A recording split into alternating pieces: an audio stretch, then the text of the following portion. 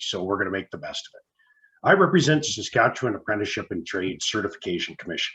And what we do is we certify individuals that are working in the skilled trades. So what we're going to do, give you a little presentation here about how apprenticeship works. We've heard all kinds of amazing opportunities for you as a young individual about working after high school graduation. We're going to take this opportunity and highly recommend that you graduate from high school. It's the very minimum you should even be asking of yourself. And with that high school graduation, you have opportunity in front of you. There's lots and lots of cool opportunities throughout the north and certainly in our great province of Saskatchewan. And as I said, I represent the skilled trades. We have many different trades we're going to talk about here in a few minutes. But here's a question that I'd like to pitch to you. What is most important to you when choosing a future career? If I were in your classroom, I would actually ask you this question. And I'm going to answer it here for you because you can't be actually in the classroom today.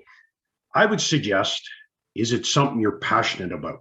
Is it something you could see yourself doing for the rest of your career? You know, most of us work 35, 40, 45 years. It'd be an awful long time if you did not enjoy what you're doing. So choose something that you could see yourself doing for your career. And if it is a skilled trade, we have lots of different options. Now, this slide here is a good indication of some of our skilled trades. Certainly not all of them. We couldn't jam them all on one page here. But the reason we show you this is to show you that they're broken down into different sectors. So first of all, service trades. Trades like being a cook, being an esthetician, working in a hotel as a manager, being a hairstylist. Then we have our motive repair sector. Those are all of our trades that we deem mechanical trades, like fixing farm equipment, fixing automotives, pickup trucks, working in the heavy duty mechanical industry. Lots of different mechanical trades. Production and maintenance sector. So these are jobs that would typically work in a potash mine, a uranium mine, a gold mine, a diamond mine, an oil facility, oil and gas facility. Lots of different jobs represented there. And then we have our construction sector. Lots more than just carpenters, electricians, and plumbers. What is apprenticeship? We've heard this term several times here today, and I'm just going to clarify that for you.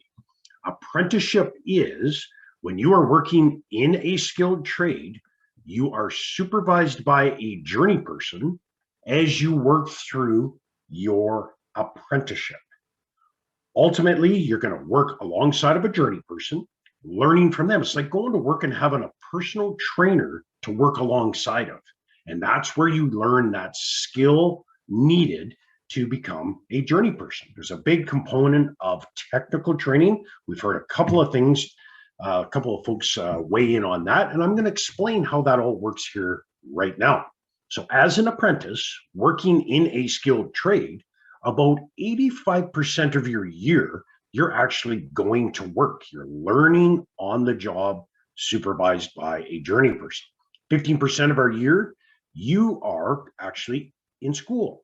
Northlands College, you could be quite likely at Sask Polytech for about 6, 7, or 8 weeks per year.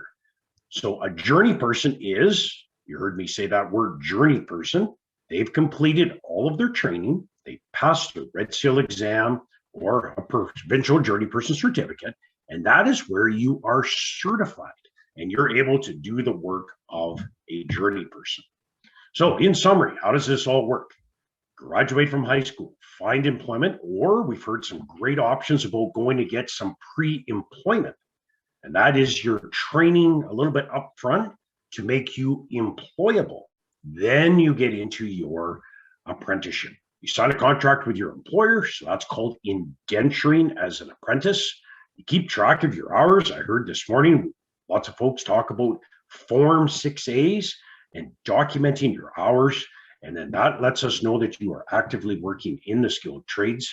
And then you pass that journey person exam with a minimum of 70%. Now, do not be stressed about, oh, my training. I understand.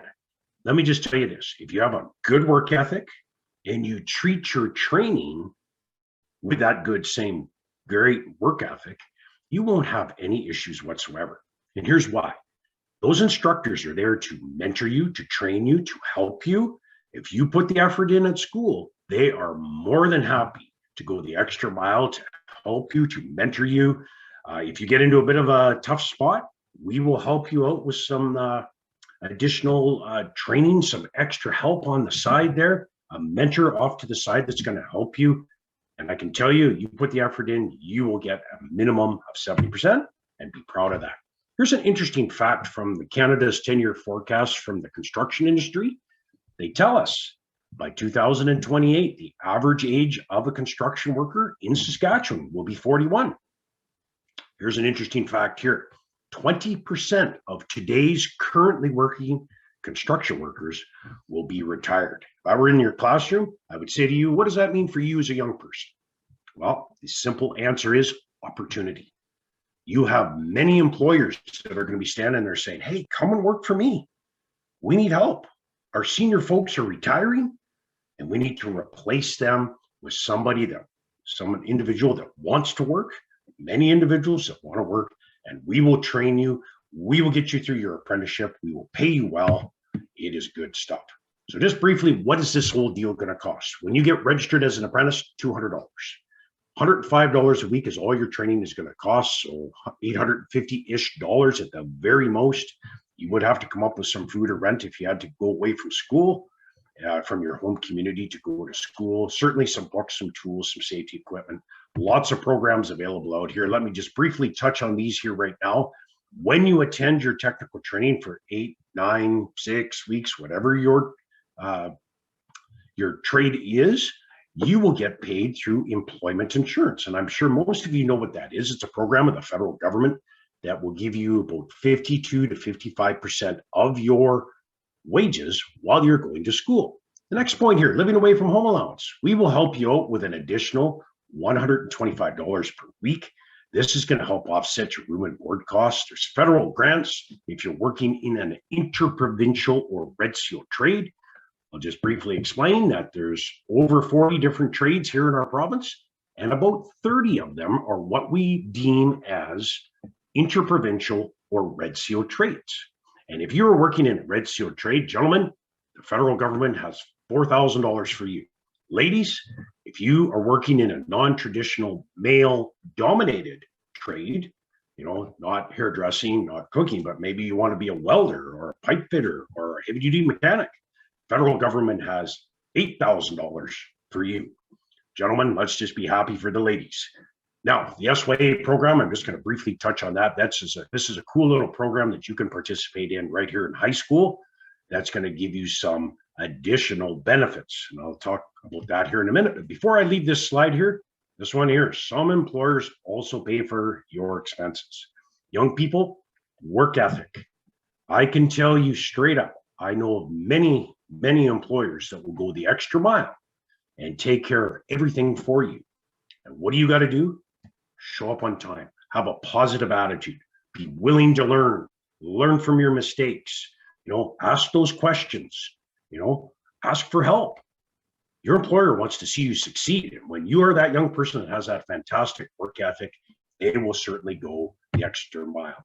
The Youth Apprenticeship Program, cool little program that you can participate in starting in grade 10 in your high school. Get it finished before grade 12. It's going to take you about 10 hours at the very, very most.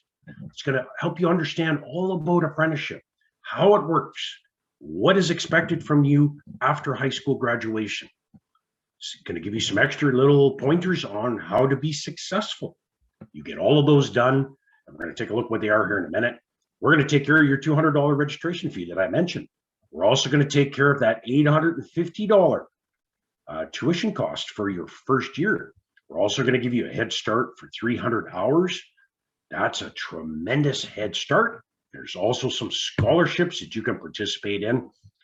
12 little projects, a couple of PAA credits, write a little report, complete your young worker readiness certificate course, talk to your teacher or grandma about your plans after high school, interview a journey person. You could give me a call and talk on the phone. We'll do a Skype. whatever. I'm a journeyperson carpenter. We will certainly help you out with that. Write a little roadmap for your plans for the next few years. Go on our website. How about a little quiz on our website? This one here, go get some experience, career work exploration, apprenticeship credit. Do a resume and attend a career fair. Well, hey, this one here you got done already. So 12 little projects. Going to take you about 10 hours at the very, very most.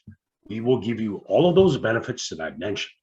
But just as I wrap things up here, again, thanks for joining us. If you ever have questions, just punch www.saskapprenticeship.ca into Google, whatever search engine you're using, and look for the 800 number. They know how to find me. Just say, hey, I want to talk to that Paul guy that talks about high school programs. They know who I am.